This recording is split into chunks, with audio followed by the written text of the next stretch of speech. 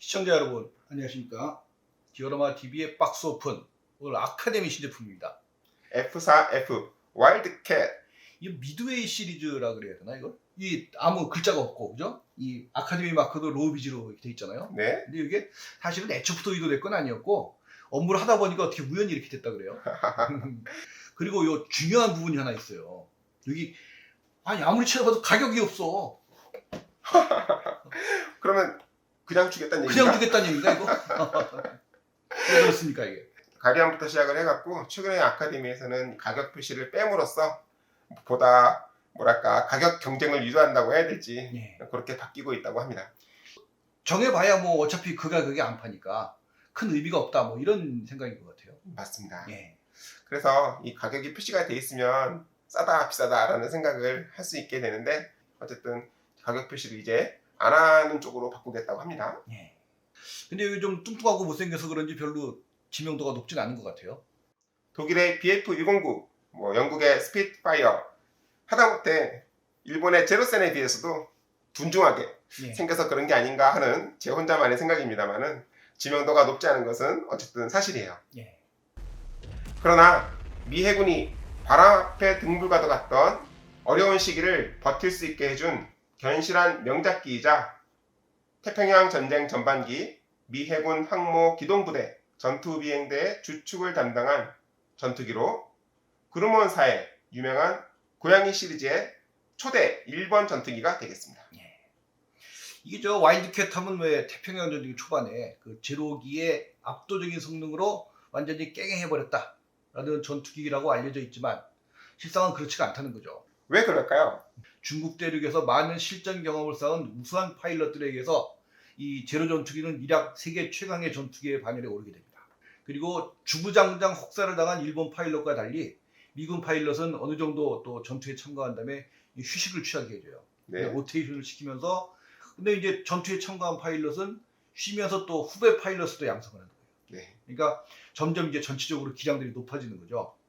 그래서 미드웨이 해전 이후로는 일본군보다 우위를 점하게 됩니다. 네.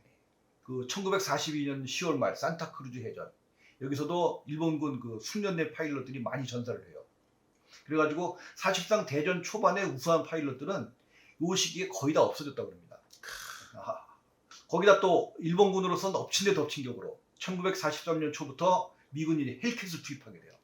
그래가지고 제로 전투기는 한낱 공중 표적으로 전락하고만 완전히 몰락하는 그런 신세가 됩니다. 네.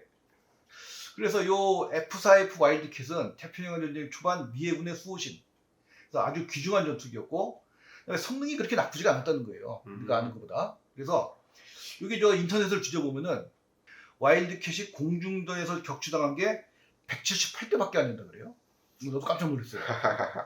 뭐 일방적으로 당했다라고 생각하기는 쉽지만 어마무시한 교전 결과가 있으려면 우선 한번 붙어야 될 거 아니에요? 네. 가장 처음 붙은 게 선호의 해전이고 네. 다음이 미드웨이 해전. 네. 그러니까 전투 횟수가 많지 않기 때문에 피격주 대수는 그렇게 많지 않은 게 사실이죠. 예.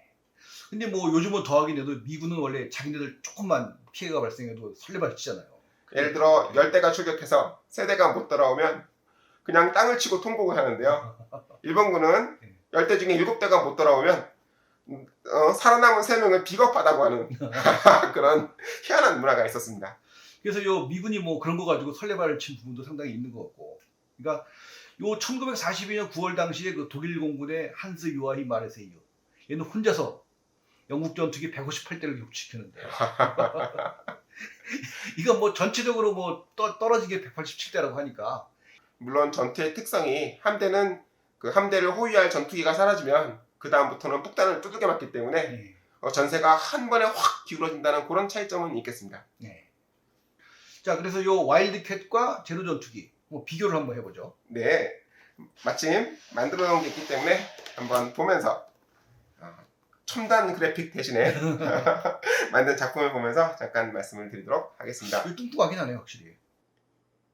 미드웨이 해전에서 맞붙은 미국과 일본의 주력 함상 전투기의 성능을 비교해 보겠습니다.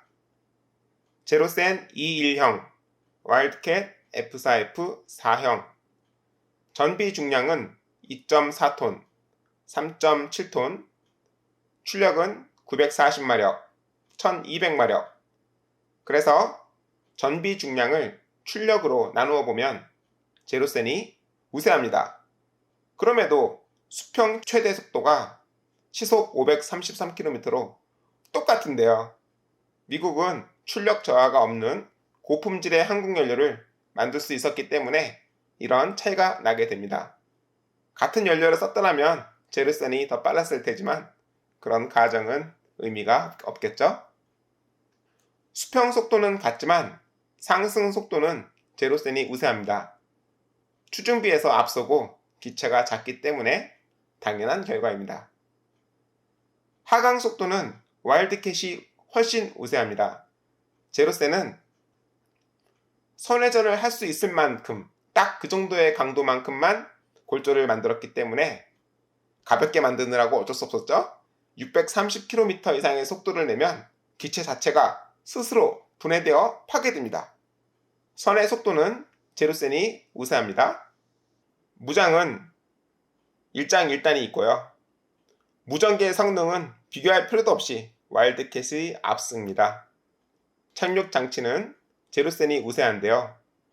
와일드캣은 손으로 30바퀴를 돌려야 바퀴를 접고 펼 수 있었는데다가 마지막 두세 바퀴는 힘을 많이 줘야 했기 때문에 이를 확인하기 위한 동체 화면에 유리창마저 설치해야 했습니다.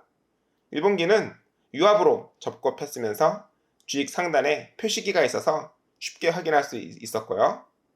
조종석 후방시야는 제로센이 우세합니다.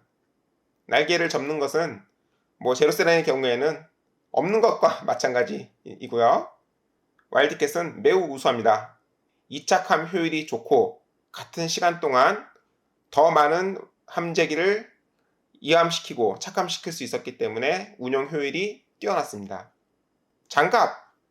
제로센은 없는 것이나 다름없을 뿐만 아니라 심지어 주익 날개에다가도 연료 탱크를 담았기 때문에 한두 발만 맞으면 쉽게 불타올랐고 와일드캣의 경우에는 연료통을 고무로 코팅했다던가 장갑 방탄판을 갖추던가 해서 훨씬 튼튼했습니다. 항속거리는 제로센이 3350km로 아주 우세했죠. 이렇게 제로센과 와일드캣의 성능은 일장일단이 있었고 1930년대부터 중국과의 전쟁으로 잔뼈가 굵은 일본 해군 조종사들의 경험과 기량이 와일드캣을 상대로 우세했던 비결이라고 할 수 있겠습니다. 그러면요, 와일드캣의 개발 과정을 좀 간단히 살펴본다면, 1935년 미 해군이 각 항공회사의 차기 함상 전투기를 개발하여 경쟁할 것을 지시. 네. 그래서 이게 신흥 메이커인 브류스터사에서는 우리 좀 탐해에서 키트 나오는 버팔로 있잖아요. 네. 그거를 제시를 했고, 근데 요 그루먼사에서는 복엽기를 제시했습니다. 네. 그래가지고 요 복엽기는 안 되겠다 그래서 미 해군이 다시 이거 고쳐라라고 했는데 결국은 버팔로가 이제 이겼어요. 네. 그래가지고 버팔로가 채용이 됐는데 그 이후에 다시 그루먼사에서는 요 단엽기를 다시 이제 또 개량을 열심히 하게 됩니다. 그래가지고 처음 시제품의 동체하고 랜딩 기어만 빼고 다 바꿨다 그래요. 그래가지고 1940년 11월 F4, F3로 미 해군의 발주를 드디어 받게 됩니다. 네. 그래서 이 와일드캣의 첫 번째 형식이 F4, F-3. 이 특징은 주익이 접히지 않아요. 네. 그리고 무장은 12.7mm 기관총 4정. 근데 생산수는 285대밖에 안 돼요. 네. 그래서 대전 초반 웨이크섬 전투 이런 데서 잠깐 사용되고 나머지 해병 항공대 지상기지에서 좀 사용하고 그랬다 그래요. 근데 요걸 이제 좀 더 개량한 F4, F-4. 요것이 바로 와일드캣의 주력형입니다. 이게 1940년 4월에 첫 비행. 근데 이 가장 큰 특징이 뭐냐면 주익이 접혀요. 네. 접히니까 항공모함에 많이 실수가 있어요. 어마무시하게 빽빽하게 실을 수 있죠. 네. 그리고 무장도 12.7mm 기관총 6정. 그러니까 각 주익의 3정씩 강화가 됩니다. 근데 이제 다만 무장이 강화된 반면에 이 주익도 접히고 막 그러니까 복잡해지잖아요. 그러니까 탑재 탄수가 이제 왕창 줄었어요.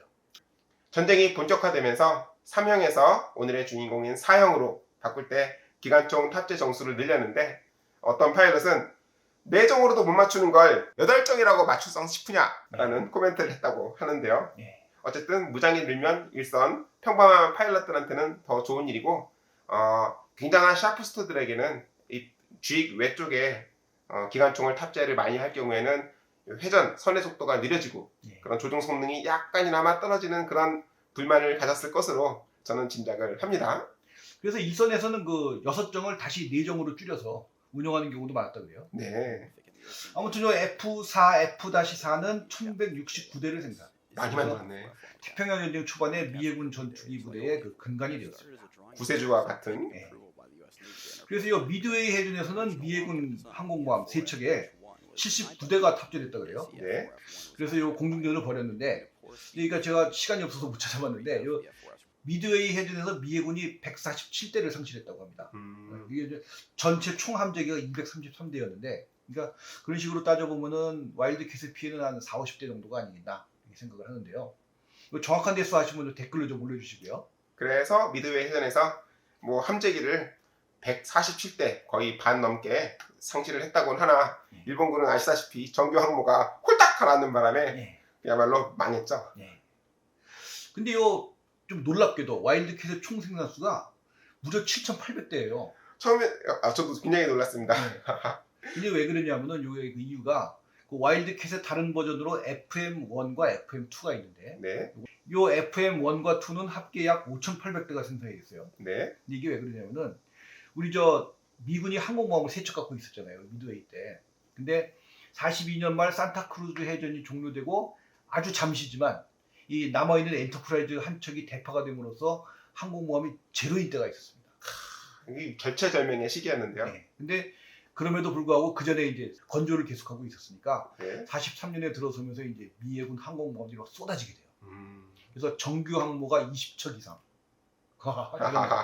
근데 이 정규 항모만 있는 게 아니고 그 뭐 상선을 개조한다든가 하는 호위 항모 있잖아요, 조그만 거. 이게 물경 70척 이상이라고 그래요. 근데 이 70척도 영국에다 준 게 또 한 20척 또 돼요. 거의 100척을 만든 거죠. 이 무시무시한 전쟁 수행 능력을 감히 상상이나 했을지.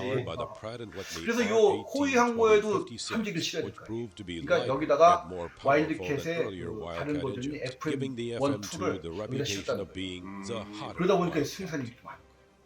이런 이유는 이제 후계기였던 헬캣 그리고 계속 베어캣 앞으로 전투기들이 계속 커지잖아요. 그런데 이 비행기는 작고 호위 항모에도 운용할 수 있는 그런 특징이 있었다고 합니다. 어쨌든 뭐 좋은 비행기는 또 모자라니까, 그죠? 헬캣, 코르세어 뭐 이런 것들. 예. 요 FM1, 2는 와일드캣의 경량화 버전. 그래서 요 그루먼사가 헬캣을 생산하기 위해서 요 와일드캣의 생산을 제너럴 모터스로 이관시키고, 그래서 제너럴 모터스에서는 미 동부의 5개의 자동차 공장을 통합해서 이스턴 에어크래프트라는 회사를 설립해가지고 여기서 왕창 생산을 하게 됩니다. 그래서 요 와일드캣의 그 후기 버전인 FM1, 2는 수량은 많지만 존재가 좀 미미해가지고 그 대전 후반에 일본군 전투기를 422대를 격추시켰다고 합니다. 그러니까 수천 대가 422대 격추십니다. 우선 싸울 기회가 별로 없었으니까 그렇죠. 굉장히 전과가 미미한 거겠죠? 네. 자, 요 실물 얘기 이 정도 하고 일단 키트 얘기 이제 해보도록 하죠. 네. 우선 시판 중인 와일드캣으로 한정해서 살펴보자면 1994년에 탐야에서 발매를 했었고요. 이게 저 원래 제가 어렸을 때 그 아무것도 모르던 시절에 레벨의 32대1 썬더볼트 키트를 샀었는데 네. 그게 썬더볼트인지도 몰랐지 사실. P47. 예, 근데 요 박스 옆에 이 광고가 있었는데 거기 와일드캣이 있었어요. 어허. 그래가지고 와일드캣이라는 비행기를 처음 알았죠 그때. 근데 요 타미야에서 48대1짜리가 딱 나왔을 때 이게 사실상 그게 처음이었어. 난 옛날에도 있는 줄 알았더니만은 48대1이 처음이더라고요. 그랬던 여명기 키트들은 혁신적인 타미야 키트의 발매로 역사 속으로 묻히게 되었고요. 한동안 다른 회사에서는 와일드캣을 다루지 않았었더랬습니다. 네. 왜냐면 그다지 다른 거 만들기도 바쁘니까. 네. 수많은 역전의 전투기들이 많은데 네. 그랬었는데 그러다가 2022년에 에드워드라는 회사에서 세상에 FM1, 2를 비롯해서 7가지 파생 형식을 홀랑 발매를 했었습니다. 네. 굉장히 놀랐는데 대신 가격이 비싸더라고요. 네. 그리고 그 다음해인 2023년에 탐야에서 FM1이라는 형식을 비슷해 보이긴 하지만 꼬리 날개도 다르고 엔진 카울도 다르고 하기 때문에 사실상 부품을 거의 새로 만들어서 네. 발매를 했습니다. 네. 신제품인데도 불구하고 저희 채널에서 다룬 적이 없을 정도로 네. 이런 차별을 받았어요. 그랬다가 올해 드디어 2024년에 아카데미에서 F4F형을 발매를 하게 됩니다. 네.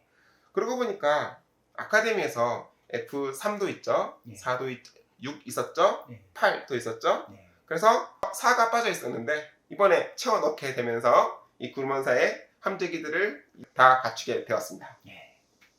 자, 이 키트도 저 매니아들이 상당히 좋아하고 있다는데 한번 저 만들어 보시니까 어떻습니까? 우선 만드는 중이긴 한데요. 키트의 특징을 부품판을 보시면서 제가 말씀을 드릴게요. 예. 키트의 특징, 날개를 접은 상태로 재현을 할 수 있습니다. 예전에는 비행기만큼 비싼 옵션 파트를 사서 기존 부품을 톱으로 썰어내야 하는 등 고생이 많았습니다.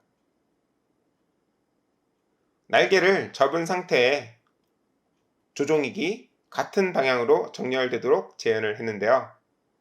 날개 끝 조종익은 반대 방향으로만 움직이는 것이 상식인데 날개를 접은 상태에서 같은 방향 정렬이 가능한 것을 재현한 사례가 되겠습니다.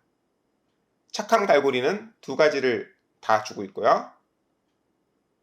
캐노피를 열고 닫힌 상태를 보다 자연스럽게 재현할 수 있도록 따로 마련을 했습니다. 플라스틱을 금속처럼 얇게 뽑을 수 없기 때문에 실제와 차이가 나기 마련인데 열고 닫힌 상태를 다른 부품으로 재현함으로써 실제에 가까운 실루엣의 재현이 가능합니다. 마스킹이 포함되어 있습니다. 굉장히 힘든 탁장 마스킹에서 해방이셨을 뿐만 아니라 조준경 마스킹도 들어있어요. 감격 그 자체입니다. 시트에 안전벨트 애칭이 있고요. 이로써 애써 만든 조종석을 캐노피로 숨겨왔던 질환날과 작별할 수 있게 되었습니다. 과거 제품들과는 차원을 달리하는 리벳이 충실하게 재현되어 있습니다. 날개를 접을 수 있도록 골조와 외피를 보강한 부분들의 리벳 같은 것도 충실하게 재현되어 있고 각종 점검부에 올록볼록한 리벳과 볼트 구멍을 48분의 1이라고 하는 작은 스케치북에 빼곡하게 그려 넣었습니다. 생산성을 중시한 실제 생산 방법을 반영한 정밀한 설계 재현이 되어 있습니다. 그러니까 굉장히 좀 좋은 키트다 이런 얘기네요. 이렇게 훌륭한 키트가 나오는 바람에 예. 과거의 키트들이 안 팔리면 어쩌나 하는 걱정이 괜히 생기네요. 에듀어도 일단 너무 비싸니까 그걸 이제 별도로 친다 그러면 뭐 사실상 요즘 뭐 유일한 키트라고 볼 수도 있죠. 어떻게 보면. 바리에이션도 이제 발매할 예정이라고 하니까 예. 평정을 할지도 모르겠어요. 네. 자, 이제 뭐 이 정도 하고 끝을 내야 되는데 네. 좀 끝내기 섭섭하니까 요 디오라마 TV에서는 다른 채널에서 절대 안 해주는 걸 우리가 해주잖아요. 그만큼 자세한 얘기를. 그래서 이 태평양 전쟁 초기의 미해군 기체도장 간단히 좀 설명을 드리겠습니다. 네. 그래서 이게 그 초반의 도장은 크게 세 가지로 나올 수가 있어요. 네. 그래서 1924년 2월부터 1940년 12월까지 이게 그 소위 말하는 옐로우 윙 시대라고 합니다. 이때를. 대략 20여 년. 네. 16년이죠. 네. 이게 저 1924년 2월 4일에 금속 부분을 라이트 그레이, 캔버스 부분을 알루미늄색 에나멜로 칠하도록 규정이 신설됐다 그래요. 예. 근데 이때 주익 상면 전체를 오렌지 옐로우로 칠해라. 그렇게 확 눈에 띄는 색을 왜 칠하라고 했을까요? 네. 그리고 1925년 5월 20일에는 수평미익 상면도 오렌지 옐로우로 칠해라. 네.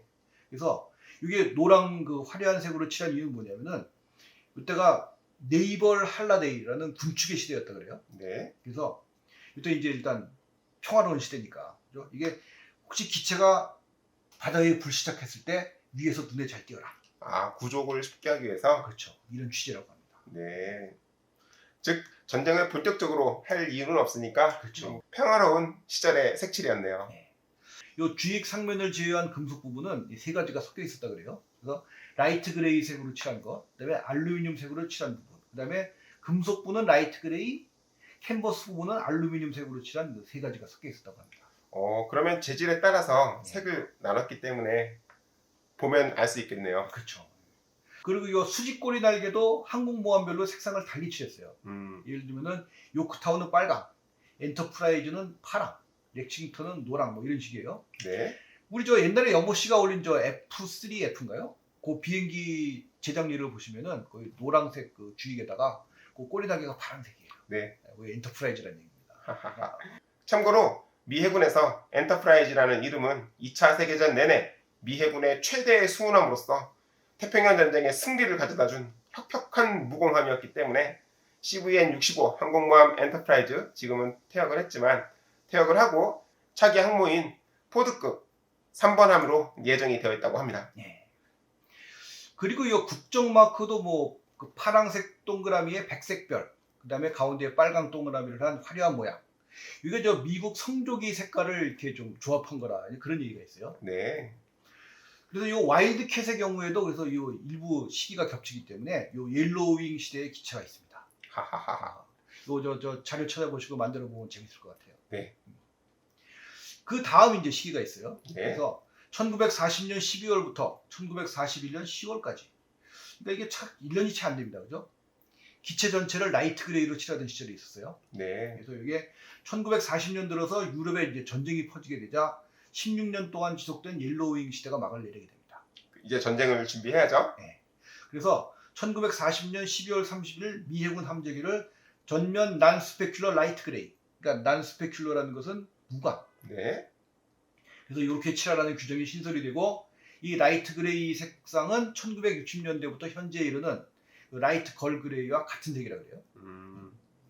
이 국정 마크는 예전 그대로이지만 그 예전에는 주익 상하면 두 개 이렇게 했는데 이게 어떻게 바뀌었냐면은 좌측 주익의 상면과 우측 주익의 하면 2개소만 넣도록 하고 그다음에 그 별 크기도 이제 작아졌습니다. 아하.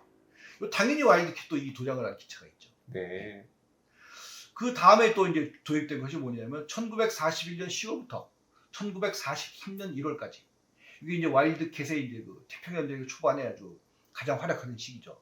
그래서 그 블루 그레이와 라이트 그레이의 이색 위장 이렇게 됩니다. 네. 그래서 이 위장은 상면은 파란색, 하면은 이제 회색 이렇게 된 거예요. 그렇죠. 근데 요 블루 그레이는 1941년 10월부터 함재기의 상면을 블루 그레이로 칠하도록 지시가 내려졌다 그러는데 요 주익을 접을 수 있는 기체는 이렇게 접으면 아래가 드러나잖아요. 회색이 드러나겠죠? 네, 그러니까 요 접었을 때에 위에서 볼 수 있는 부분은 또 블루 그레이로 칠해야 됩니다. 아하하하.